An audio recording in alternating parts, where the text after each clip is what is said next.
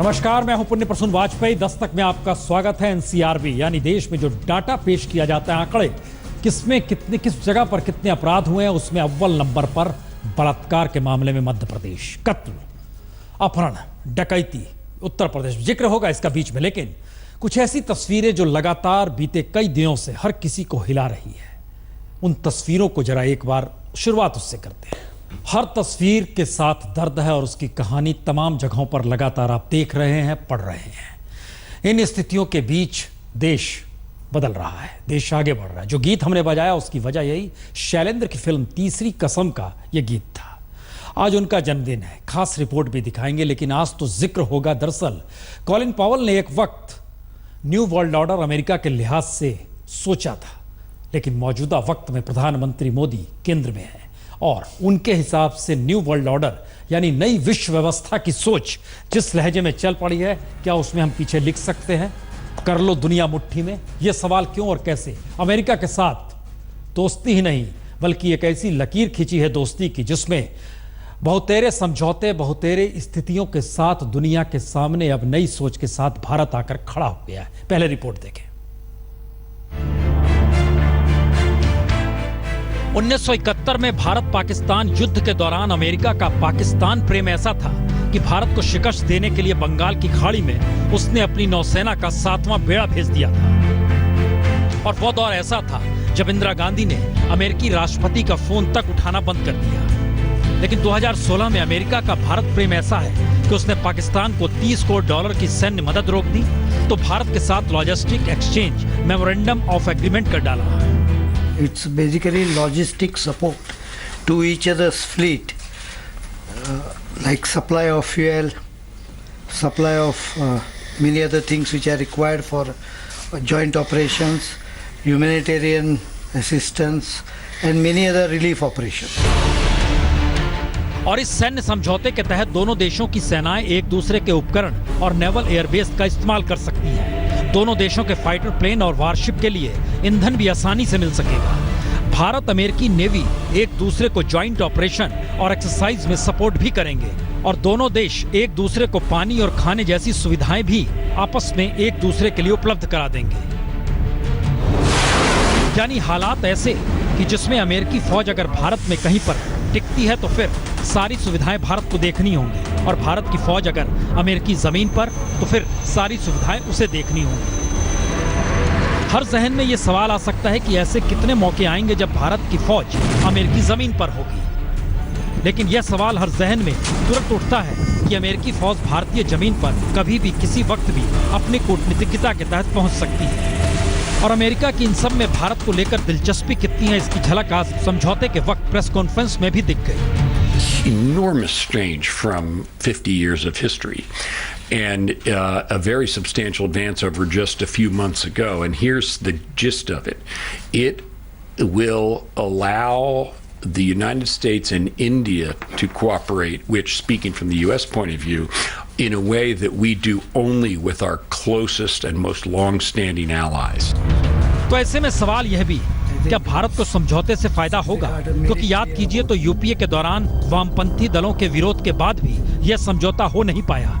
यानी सिर्फ वामपंथी दलों ने ही नहीं बल्कि मनमोहन सिंह सरकार ने भी खुद भी इस समझौते का विरोध किया। उस वक्त विरोध यही था कि समझौते से भारत के लिए अमेरिकी एजेंडे को समर्थन करने की बाध्यता बढ़ जाएगी, और दूसरी तरफ भारतीय सेना जो कि दुनिया में अभी अपने तौर पर निरपेक्ष या कहें किसी के साथ खड़ी दिखाई नहीं देती है, वह रुख भी प्रभावित हो जाएगा और इसका लाभ सिर्फ और सिर्फ अमेरिका को होगा। ऐसा इसलिए अब दक्षिण चीन सागर तक अमेरिका को सैन्य कार्रवाई की जरूरत पड़ी तो भारत के नेवल एयरबेस से लेकर एयरबेस तक का इस्तेमाल वो कर सकता है। यानी भारत के लिए युद्ध सरी के हालात पड़ोसी देशों तक ही सीमित है, लेकिन अमेरिका के लिए ऐसे हालात उसकी अंतर्राष्ट्रीय कूटनीतिज्ञता के तहत उसकी जरूरत है। तो क्या ये माना जाए कि खुद मोदी एक ऐसा जाल बुन रहे हैं जिसमें हो या ना हो भारत को अमेरिकी कूटनीतिज्ञता के माध्यम से ही आगे बढ़ना होगा? यह आशंका तो है, और ग्लोबल टाइम्स ने कुछ यूं लिखा भी है कि भारत चतुराई भरा कदम उठा रहा है, लेकिन समझौते के चलते भारत को अपनी राजनीतिक आजादी गंवानी पड़ सकती है। डील से भारत के चीन, पाकिस्तान और रूस से संबंध खराब हो सकते हैं। साथ ही इससे भारत सुरक्षित भी बहुत ज्यादा नहीं होगा। जाहिर है हर सवाल हर जहन में आएगा कि क्या वाकई रास्ता भारत के अनुकूल है। भारत एक वक्त रशिया के बिल्कुल करीब था, मौजूदा वक्त में अमेरिका के साथ खड़ा है। लेकिन अगर अंतर्राष्ट्रीय तौर पर हालात को देखें तो चीन जिस तरीके से अपने आप को आगे बढ़ा रहा है या अपनी साम्राज्यवादी नीति के तहत पैर पसार रहा है, तो भारत एक दूसरे देश, साम्राज्यवादी देश की पहचान के साथ जुड़े अमेरिका के साथ खड़ा है। भारत चीन को घेर रहा है, जरा इस रिपोर्ट से समझें। 1962 के युद्ध को हुए 54 बरस बीत गए। इस दौर में 10 प्रधानमंत्री भी बदल गए, लेकिन इस दौर में चीन का सवाल भारत के लिए हमेशा मुश्किल वाला ही रहा। लेकिन पहली बार अपनी कूटनीति से प्रधानमंत्री मोदी ने चीन को जिस तरह घेरने की कवायद शुरू की है, उसने यह तो संकेत दे ही दिए कि भारत अब चीन से भी दो हाथ करने को तैयार है। क्योंकि पहली बार प्रधानमंत्री मोदी ने चीन यात्रा के साथ नहीं, बल्कि चीन पहुंचने से पहले वियतनाम जाने की रणनीति बनाई। यात्रा से एन पहले अमेरिका के साथ ऐतिहासिक सामरिक समझौता किया और उससे कुछ दिनों पहले ही लाल किले के प्राचीर से बलूचिस्तान का सवाल उठाकर पाकिस्तान को उसी के कटघरे में खड़ा कर दिया। यानी इस दौर में प्रधानमंत्री मोदी ने कूटनीति की बिसात उलट दी। सही मायने में कहे तो आजादी के बाद पहली बार अंतर्राष्ट्रीय नीति और उसके मद्देनजर विदेश नीति को लेकर प्रधानमंत्री मोदी ने स्थितियां बिल्कुल अलग दिशा में ले जाकर खड़ी कर दी है। और ये बदलाव इसलिए महत्वपूर्ण क्योंकि चीन पाकिस्तान के साथ खड़ा है और भारत ने बलूचिस्तान के जरिए चीनी कॉरिडोर को भी घेरे में ले लिया है। साउथ चाइना सी में चीनी वर्चस्व को वियतनाम से दोस्ती निभाकर चुनौती देने की भी ठान ली है और साउथ एशिया में अमेरिकी सैनिकों को जगह देकर भारत चीन को चिढ़ा भी रहा है। यानी जिन हालातों में सामरिक तौर पर चीन लगातार एशिया में सबसे ताकतवर खुद को मानता बनाता रहा, उसमें पहली बार प्रधानमंत्री मोदी की कूटनीति ने चीन को न सिर्फ घेरा है, बल्कि अमेरिका को साथ खड़ा कर यह संकेत भी दे दिया है कि सामरिक तौर पर भारत अब कहीं तेजी से चीन को जवाब देने की स्थिति में आ रहा है। और अगर दुनिया के नक्शे पर समझे तो पहली बार भारत अगर अमेरिकी सेना को अपनी जमीन पर जगह देने को तैयार है, तो एशिया में चीन को एकमात्र वियतनाम ही है जिसने 1970, 80, 90 के दौर में चीन की सेना को चुनौती दी। और उसी वियतनाम के साथ सामरिक तौर पर अब भारत कई समझौते करने जा रहा है। प्रधानमंत्री मोदी 3 सितंबर को हनोई पहुंचेंगे। यानी 15 बरस बाद न सिर्फ भारत का कोई प्रधानमंत्री वियतनाम पहुंचेगा, बल्कि वहां पर जो सामरिक रणनीति के तहत समझौते किए जा रहे हैं वह भी कई मायनों में महत्वपूर्ण है। क्योंकि माना जा रहा है वियतनाम को भारत 4 पेट्रोल बोट्स देने पर करार करेगा तो वियतनाम ब्रह्मोस मिसाइल खरीद सकता है।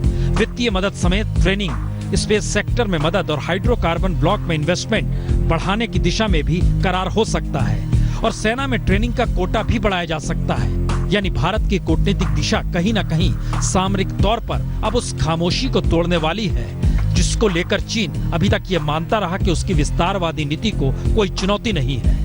और जाहिर है जब चुनौती हो रही है तो फिर चीन बौखला भी रहा है। और इसीलिए पहली बार चीनी थिंक टैंक ये कहने से नहीं चूक रहे कि भारत की पहल से संबंध तनावपूर्ण हो सकते हैं और चीन पाकिस्तान दोनों मिलकर भारत के खिलाफ संयुक्त कार्रवाई भी कर सकते हैं। लेकिन सवाल इतना पर नहीं है, सवाल तो इसके आगे का है। क्या वाकई आजादी के बाद भारत ने अंतर्राष्ट्रीय कूटनीति को बिल्कुल बदल दिया है? पासा प्रधानमंत्री मोदी ने बिल्कुल पलट दिया है? यह सवाल इसलिए क्योंकि एक वक्त भारत की पहचान गुटनिरपेक्ष आंदोलन से जुड़ी थी। तो क्या यह मान लिया जाए अब इसकी कोई जरूरत नहीं है? देखिए जरा रिपोर्ट। तो जिस गुटनिरपेक्ष आंदोलन की स्थापना में देश के पहले प्रधानमंत्री जवाहरलाल नेहरू का योगदान रहा, उस गुटनिरपेक्ष आंदोलन का 17वां सम्मेलन वेनेजुएला में होगा और नाम के 55 बरस के इतिहास में यह दूसरा मौका होगा जब इस सम्मेलन में भारत के प्रधानमंत्री शामिल नहीं होंगे।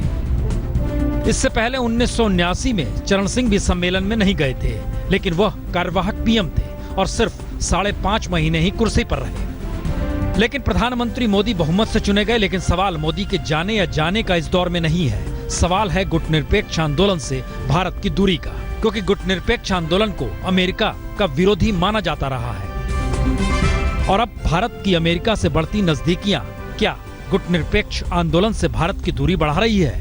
यकीनन, क्योंकि अटल बिहारी वाजपेयी के दौर में भी 1998 और 2003 में 2 बार नेम का सम्मेलन हुआ तो अटल बिहारी वाजपेयी ने इसमें शिरकत की। लेकिन इस बार प्रधानमंत्री मोदी ने दूरी बना ली, वह भी तब जबकि गुटनिरपेक्ष देशों के सम्मेलन को प्रधानमंत्री मोदी की व्यस्तता के चलते ही पिछले बरस स्थगित कर दिया गया था।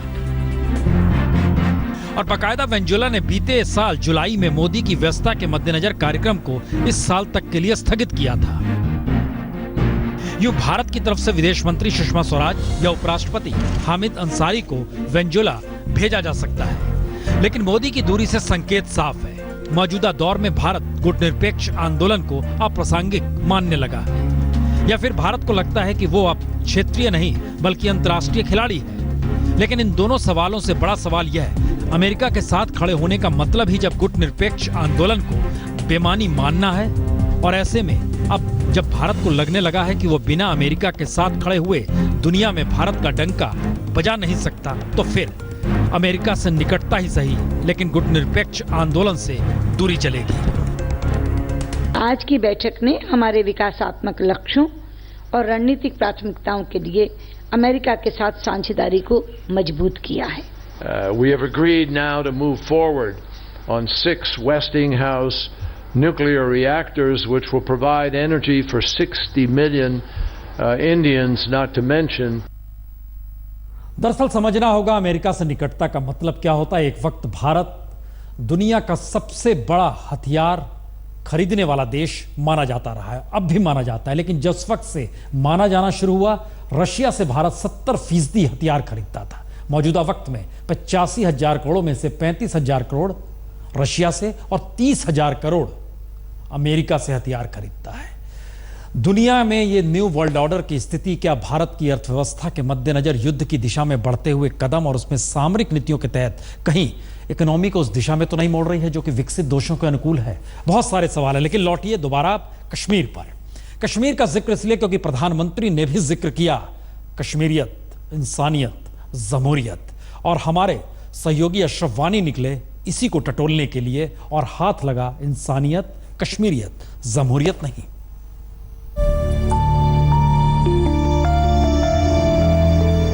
कश्मीर में जिंदगी लौटी है और इस भरोसे के साथ लौटी कि कश्मीरियत और इंसानियत यहां जिंदा है। कश्मीरियत है हमारे मुसलमान भाई, हमारे यहाँ पर सिख भाई, बहुत सी जो ऑल कम्युनिटीज जो है हमारे साथ अच्छा बर्ताव कर रही है। जैसे मुस्लिम हमारे साथ बहुत ही अच्छा बर्ताव कर रही है। ये रिसेंटली यहाँ पर एक बच्चे को पैलेट आया था आंख में, हम वहाँ पर गए, वो हमारे पास आए, वो हमने उनके साथ अच्छा बर्ताव किया, उन्होंने भी हमारे साथ बर्ताव अच्छा किया। जी, ये कश्मीरी पंडित परिवार का ही लड़का है जिसने जब से होश संभाला वडगाम के शेखपुरा की इस रिहाइश में ही जिंदगी गुजारी। 2004 में यह रिहाइश कश्मीरी पंडितों को बसाने के लिए तैयार की गई थी। 250 परिवार 2004 में आए, लेकिन बहुत सारे कश्मीरी पंडितों को 50 दिनों का कर्फ्यू भी इस दौर में डिगा नहीं पाया। नहीं, हम गए नहीं, हम ही रहे हैं। हाँ। हम कभी गए नहीं। तो क्या मतलब जो सरकार कहती है कश्मीरी पंडितों के लिए, सरकार का हमको नहीं पता, हम कहाँ गए बात सरकार को पूछेंगे, हमको नहीं पता, हमें ठीक ठाक इधर बैठे। तो हम यहाँ पर बहुत ही अच्छी तरीके से है, हम बाहर जाते हैं अच्छे तरीके से, सबका बिहेवियर अच्छा होता है, हम अच्छी तरीके से, हम उनके घर जाते हैं, ऐसे कोई बीमार होता है वो हमारे साथ आते हैं, बहुत ही अच्छी तरीके से हमारा उनके साथ। फिर मैं एक बात बताना चाहता हूँ, अगर हम यहाँ पर होते तो यहाँ पर मुस्लिम भाई बोलते कुछ हमें, यार यहाँ पर रह रहे हो, कुछ ऐसे ही बोलते हैं, मगर कुछ भी नहीं ऐसा होता। जो भी कश्मीरी पंडित घाटी को छोड़कर नहीं गया, उसकी बड़ी वजह आपसी सहयोग रहा। जिंदगी की जरूरत का हर सामान पहुंचाने वाले मुस्लिम, लेकिन इंसानियत की डोर में ये सभी बंधे हुए थे। वो यहाँ पर दूध, पनीर और दही लेकर यहाँ पर इन परिवारों को हर सुबह पहुँचाता है। आप अपना नाम बताइए। मोहम्मद अशरफ। आप मुझे ये बताइए कितनी मुश्किलें होती हैं आपको यहाँ पर इन कर्फ्यू के हालात में, पिछले 2 महीने में दूध लाने को लेकर, या यहाँ पर जो सामान आप यहाँ पर? हम सुबह सवेरे आते हैं ना, 6 बजे निकलते हैं घर से, उस टाइम कर्फ्यू नहीं होता है। और कश्मीर में लौटी जिंदगी के संकेत यही कि यहाँ कश्मीरियत भी है और इंसानियत भी, लेकिन सवाल तो सियासत का है। अगर कहीं ना कहीं भाव है जिसकी जरूरत है, वो है जमहूरियत के उस फैसले और उस पहल को आगे बढ़ाने की, जिसको लेकर शायद कश्मीर समस्या का समाधान निकाला जा सकता है। कैमरामैन रऊफ अहमद के साथ अशरफ वानी, बड़गाम, आज तक। और कश्मीर के बाद अगर देश के अलग अलग हिस्सों में झांकना चाहेंगे तो एनसीआरबी की रिपोर्ट की एक झलक आपको दिखलाते हैं। देश के भीतर हालात हैं कैसे। यह है बलात्कार की स्थिति। मध्य प्रदेश नंबर 1, 4,391, सिर्फ एक बरस का है ये डाटा। महाराष्ट्र दूसरे नंबर पर 4,144, राजस्थान तीसरे नंबर पर, उत्तर प्रदेश चौथे नंबर पर, 5वें नंबर पर दिल्ली है। बहरहाल हत्या के मामले में उत्तर प्रदेश अव्वल 4,732। बड़ा मुश्किल है इन चीजों को गिन पाना, क्योंकि लगता है ऐसे हर घंटे अपराध देश में हो रहे हैं। दलित पिछड़ों का सवाल राजनीतिक तौर पर खूब, लेकिन स्थिति SC/ST के खिलाफ देख लीजिए। उत्तर प्रदेश में 8,358 मामले। ये सारी स्थितियां बतलाती है कि देश के भीतर लगता है हर सेकंड कहीं ना कहीं किसी ना किसी रूप में अपराध हो रहा है। राजनीति उसे बचाने निकलती है, या फिर कानून व्यवस्था होनी चाहिए और कार्रवाई होनी चाहिए जिससे ये थमे। ये दूर की गोटी है। हमने शुरुआत की थी शैलेंद्र के फिल्म के गीत से, लेकिन आइए शैलेंद्र को याद करते हैं, आज उनका जन्मदिन है।